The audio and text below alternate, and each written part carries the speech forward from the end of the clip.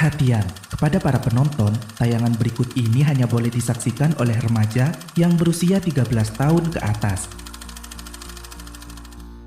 Hai semua, hari ini aku mau lanjut meringkas alur cerita series Teluh Darah episode 5 yang semakin seru dan tambah penasaran. Karena semua yang dikira jahat ternyata baik guys. Seperti biasa, buat yang gak suka spoiler, disarankan nonton seriesnya dulu di Disney Hotstar ya, linknya sudah ada di deskripsi. Dan buat yang masih baru, silahkan klik sesuatu yang muncul di pojok kanan atas ini ya, supaya kalian gak bingung. Oke, lanjut aja yuk.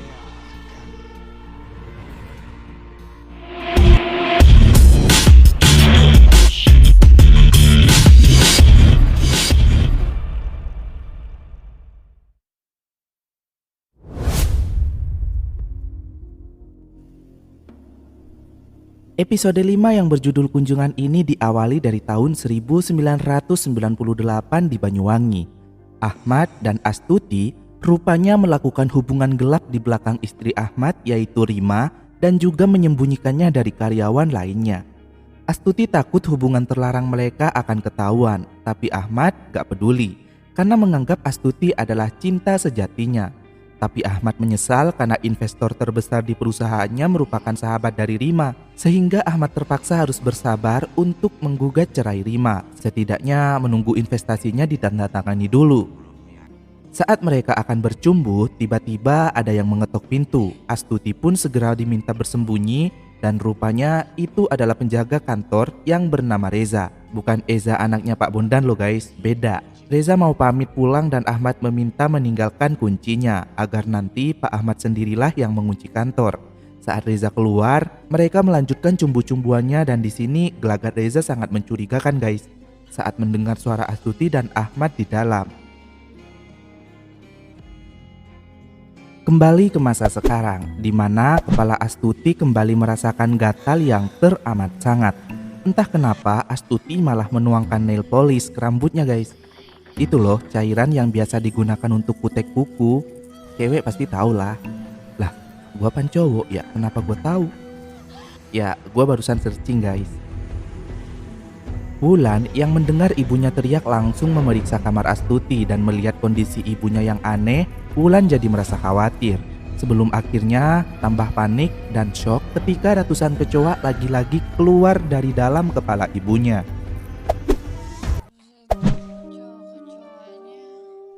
Wisnu sudah memberikan obat tidur pada ibunya agar gak bertingkah aneh dan menjerit-jerit lagi. Wisnu juga sudah membuang kecoa-kecoa itu. Eza datang ke sana dan Wulan masih gak percaya dengan apa yang baru saja dia lihat, karena semuanya gak masuk di akal. Wisnu memotong pembicaraannya dan berkata jika dalam dunia goib, logika tidak bisa dipakai.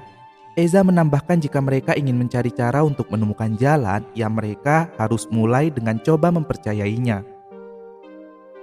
Mereka kemudian melihat rekaman orang tua mereka zaman dulu saat peresmian kerjasama di Banyuwangi. Dalam video itu terlihat jika Ahmad sudah kenal dengan Astuti saat masih menjadi suami Rima. Dan Wisnu menangkap jika bapaknya pasti sudah selingkuh dengan ibunya di belakang Rima. Hingga ibunya hamil kakaknya yaitu si Wulan, dan itulah motif paling logis kenapa Tante Rima menjadi dendam. Tapi Wulan membantah, kalau memang benar karena dendam, kenapa baru sekarang? Eza menyarankan agar bertanya langsung pada Tante Rima, tapi Wulan menolak karena itu sama saja menuduh Tante Rima. Eza menjelaskan jika mereka gak menuduh tentang kejadian aneh yang mereka alami, melainkan datang untuk bertanya kejadian apa yang terjadi 20 tahun yang lalu. Tapi Wulan tetap menolak karena merasa gak enak. Wulan lalu mendapat pesan jika Reno sudah ada di depan. Mereka dipersilahkan masuk dan di sini Reno menjelaskan kalau dirinya dan Pak Harna sama sekali gak berniat jahat melainkan sebaliknya, ingin menolong dan melindungi Wulan. Pak Harna bercerita semuanya berawal dari pemakaman ayahnya Reno, di mana saat keluarga Wulan datang melayat saat itu, Pak Harna melihat ada sosok makhluk hitam jahat yang berdiri di dekat Pak Ahmad. Wulan gak percaya dan menganggap itu omong kosong. Reno lalu meyakinkan sekaligus meminta maaf atas sikapnya selama ini yang mungkin membuat Wulan risih. Itu semua Reno lakukan karena Reno sayang sama Wulan.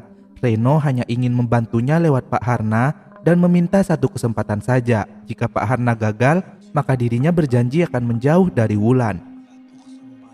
Wisnu datang menghampiri kakaknya dan menyuruhnya untuk coba mendengarkannya kali ini saja. Pak Harna lalu melakukan ritual untuk mencari buhul, yaitu wadah berupa kain dan simpul tali yang biasa digunakan sebagai wadah pembungkus media ilmu hitam, dan biasanya diletakkan di sekitar calon korban teluh. Eza lalu menyinggung soal apa yang mereka tanam tadi malam, bukankah itu yang dikatakan buhul? Pak Harna menjelaskan jika yang mereka akan tanam itu adalah jimat penolong yang membantu menolak teluh. Lalu Pak Harna bertanya apakah mereka sebelumnya ada yang pernah mendengar dentuman di atap, yang merupakan pertanda buhul itu dilepas oleh jin dan teluh akan berjalan sesuai tujuan. Saat Wisnu berkata ya dengan sangat yakin, Pak Harna meminta Wisnu ikut mengambil bagian dalam ritual mencari lokasi buhul tersebut. Wisnu diminta menjatuhkan bola hitam sesuai perintah Pak Harna saat ritual berlangsung. Setelah membaca mantra dan Wisnu melepas bola hitam itu, bola tersebut berjalan sendiri dan berhenti di sebuah bingkai foto keluarga Kusuma Wijaya. Dan setelah dicek, ternyata benar. Di balik tembok belakang foto tersebut ada kain pembungkus yang berisi telur yang sudah membusuk dengan ukuran lumayan besar. Saat telur itu melakukan pergerakan dan jatuh dari tangan Pak Harna, tiba-tiba pecah dan mengeluarkan ratusan kecoa. Mereka pun sama-sama berusaha menginjaknya dan suara gaduh mereka membangunkan Astuti yang sedang tidur. Astuti langsung ke dapur dan makan. Pak Harna bilang meski kondisi Ibu Wulan terlihat baik-baik saja, usaha mereka belum selesai karena mereka masih belum tahu siapa dukun yang sudah mengirim teluh, dan menggunakan sisa buhul yang ada, Pak Harna akan mencoba mendeteksi posisi dan lokasi si pengirim lalu meminta pendapat Wulan, dan Wulan pun mempersilahkan.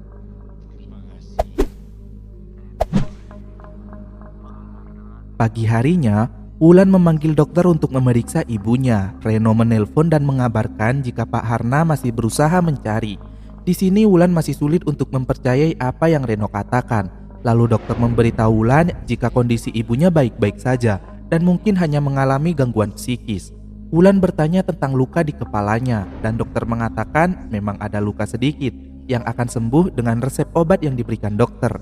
Wulan masih bingung dan ragu mau percaya dokter atau dukun Pak Harna. Sementara di dalam, ibunya masih terlihat menggaruk kepalanya yang gatal. Beberapa saat kemudian, saat berenang, Wulan memperhatikan ibunya yang sudah lebih baik. Otto lalu menelpon mengabarkan tentang proyek kerja mereka. Sementara itu, Wisnu memergoki Harun yang keluar dari dalam kamar ibunya. Harun mengatakan jika dia baru saja meletakkan bunga. Wisnu yang curiga meminta Harun menunjukkan, bahkan Wisnu merusak dan mengotak-atik vas bunga yang baru saja Harun letakkan sambil mencacinya jelek. Kemudian menyuruh Harun membereskan apa yang sudah diberantakin. Di bawah, Wulan merasa aneh saat melihat ibunya gak berhenti makan. Wisnu yang datang gak mendapat kesempatan untuk memberitahu Wulan kejadian Harun barusan. Malamnya, Wulan kembali searching mencari informasi tentang teluh, kemudian menelpon Eza dan memintanya untuk menemani Wulan pergi ke rumah Tante Rima besok jam 10 pagi. Keesokan harinya, mereka mencoba ngobrol basa-basi di dalam mobil dan Eza menanyakan kenapa Wulan berubah pikiran untuk mengunjungi rumah Rima. Wulan sendiri sepertinya masih sungkan untuk datang, tapi paling enggak mungkin dirinya bisa mendapat sedikit kejelasan dari Rima tentang kebohongan pernikahan bapak ibunya di masa lalu. Di rumah Reno, Pak Harna akan melakukan meraga sukma dan mengirim jin korin ke asal muasal buhul yang ditemukan di rumah Wulan. Pak Harna meminta Reno jangan kaget kalau nanti tubuhnya pingsan, tapi Reno memaksa untuk ikut meski itu berbahaya, karena Reno juga ingin tahu apa semua itu demi Wulan. Pak Harna memberikan serpihan buluh yang harus digenggam Reno dan gak boleh dilepas, kemudian meminta Reno memejamkan mata, menenangkan pikiran, dan menutup semua panca inderanya. Mereka memulai ritual dan melihat sebuah rumah di pedesaan. Kemudian saat masuk, terlihat seorang dukun wanita misterius dengan penutup wajah dan tengkorak. Tapi sebelum dapat melihat wajahnya dengan jelas, mereka terpental dan kembali sadar. Pak Harna tahu lokasi keberadaan dukun itu dan harus segera memberitahu Wulan. Tapi rupanya saat terpental tadi, Reno gak sengaja melepas serpihan buluh di genggamannya dan itu akan membawa malapetaka. Benar saja, dukun itu menemukan serpihan buluh yang dipegang Reno tadi dan menyadari jika ada orang yang mencoba mencarinya. Kita lompat ke Jakarta tahun 1998. Rima dan Ahmad sedang melihat berita kekacauan di Banyuwangi melalui televisi rumah sakit.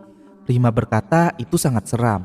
Tapi Ahmad balas mengatakan kalau di sana dirinya sedang membangun usaha, bukan praktik dukun santet.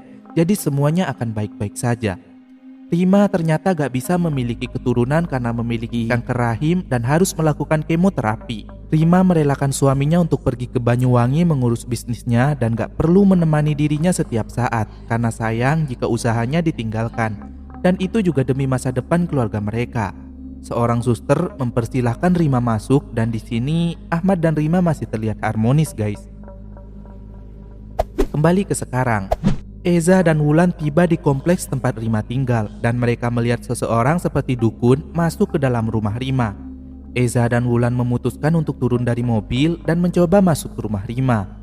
Eza dan Wulan melihat dari jendela rupanya Rima sedang melakukan terapi. Kemudian ada anjing yang tiba-tiba menyerang mereka dan menggigit lengan Eza.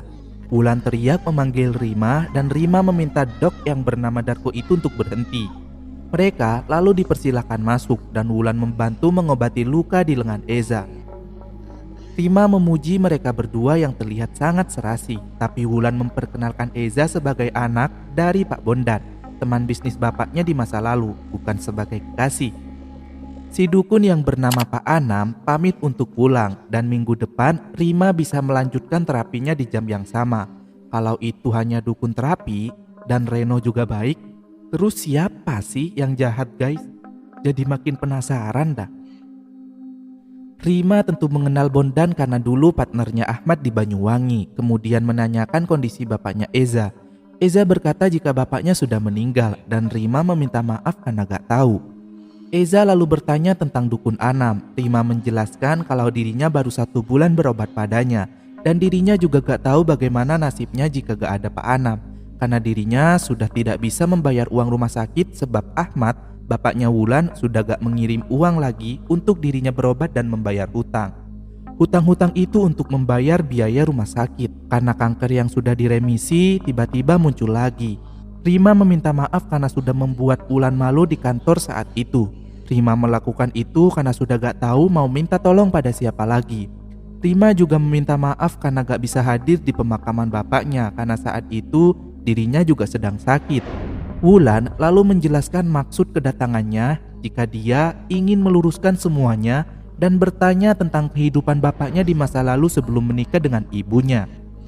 Rima berkata gak tahu apa yang sudah bapak dan ibu Wulan ceritakan, tapi yang pasti pernikahannya dengan Ahmad mulai renggang ketika Rima divonis mengidap penyakit kanker. Kemudian Ahmad pindah ke Banyuwangi untuk merintis usaha di sana bersama Pak Bondan. Ahmad menggugat cerai Rima karena sudah menemukan cinta sejatinya, yaitu ibunya Wulan. Meski Rima merasa sakit hati masa itu, tapi melihat Wulan yang sekarang, Rima menjadi mengerti bahwa memang Astutilah cinta sejatinya Ahmad dan bisa memberikan keturunan. Rima tahu jika kematian Ahmad gak wajar dan ingin sekali membantu, tapi gak tahu harus bantu apa. Apapun yang sudah Ahmad lakukan di masa lalu, Rima sudah memaafkannya dan gak ingin menaruh dendam karena di usianya yang sekarang, Rima hanya ingin bertahan hidup dengan tenang. Mendengar perkataan dan kisah hidup Rima, Wulan dan Eza jadi sedih dan kasihan guys. Saat di mobil, Wulan berkata pada Eza jika dirinya merasa apa yang diomongkan Tante Rima terlihat jujur. Dan Eza juga merasakan hal yang sama. Mereka berdua jadi bingung dan gak tahu harus bertanya pada siapa lagi. Saat melihat HP, Wulan mendapat miss call banyak dari Reno yang mengajaknya ketemu karena ada hal penting. Di rumah Reno sendiri, saat Pak Harna dan Reno akan pergi ke tempat yang dijanjikan pada Wulan untuk bertemu, mereka mulai mendapat kiriman. Mereka diteror karena saat mereka meraga Sukma sudah meninggalkan jejak, yaitu serpihan buhul yang dijatuhkan Reno. Pak Harna langsung kena teluh hingga muntah sirup marjan koko pandan. Enak tuh buat buka puasa.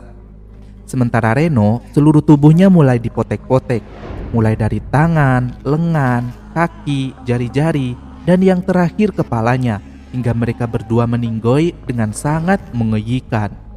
Dan bersambung guys. Sumpah ya guys, ini series bikin penasaran dan gak sia-sia aku langganan Disney Hotstar. Karena seriesnya benar-benar bagus guys. Daripada ngabisin duit nonton film Jin Korin di bioskop, ya mending nonton ini aja deh guys di Disney Hotstar. Kalau Reno dan Rima baik, terus siapa ya yang neluk keluarga Wulan dan Eza? Apakah mungkin dari saingan bisnisnya di Banyuwangi?